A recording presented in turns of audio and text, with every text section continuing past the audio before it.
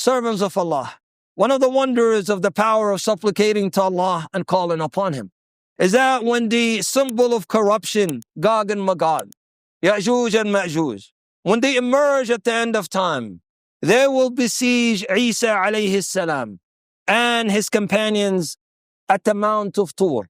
Then the Prophet of Allah, Isa, and his companions will supplicate to Allah, calling upon Him, beseeching Him, asking Him to lift this calamity from them. Then Allah will send upon them a type of worm called an-naghaf on their necks, and they will become dead as if they were all one person. All of them will die at once. And then they will also supplicate to Allah to lift their stench. So Allah will send birds with the necks of like the necks of camels to carry them. Then they will throw them wherever Allah wills. And the hadith is found in Sahih Muslim. Al-Bukhari, may Allah have mercy upon him, have titled a subchapter in his Sahih, titled the subchapter of supplication for the removal of plague and pain. And Nasa'i also, may Allah have mercy upon him, included the subchapter in his book, in his Sunan al-Kubra, titled Supplication for the Removal of Plague, meaning and calamities and afflictions. Servants of Allah, supplication is a weapon of the believer. It is a weapon of the believers. No one turns it away from Allah the Almighty. There is nothing that travels the length and the breadth of the earth and penetrates the heavens, and until it reaches Allah the Almighty, with nothing that can turn it away except supplication. No one can stand between you and Allah subhanahu wa ta'ala when you call upon Allah, given that you're upon Tawheed. No one can prevent your supplication from being answered by Allah the Exalted. Nothing stands between us and Allah. So how can we do not save up supplications for the day of resurrection? How is it we are not saving up supplication for the relief in this world and the hereafter, so that Allah may relieve our distress, make a difficult matter easy for us, provide for us without account, cure us of calamities and afflictions, keep calamities away from us, and lift from us and from the ummah what we have been afflicted with. Servants of Allah, mankind in general, and Muslims in particular, are always in need of calling upon Allah, because they're always faced with three situations in which they need to supplicate. We're always faced with these three situations, and all of them are in need of you calling upon Allah subhanahu wa ta'ala.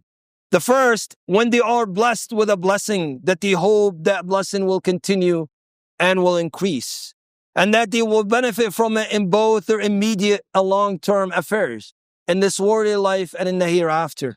So they call upon Allah to keep that blessing, to increase it upon them.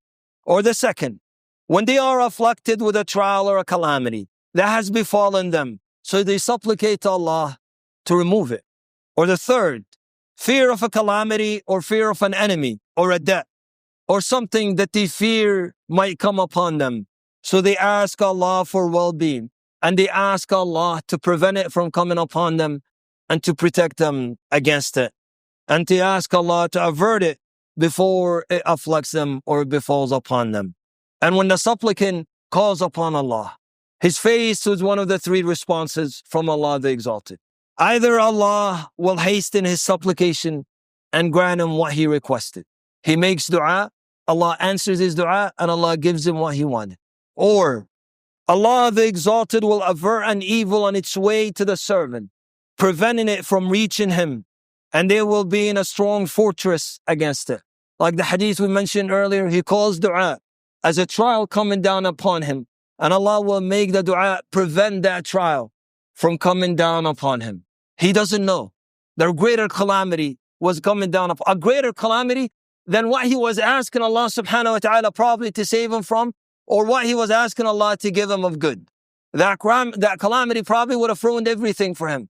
So due to his dua, Allah Azza wa Jalla will prevent that calamity from coming down upon him. Or three, Allah the Exalted will save the answer to their supplication for the day of resurrection, when they will most need it.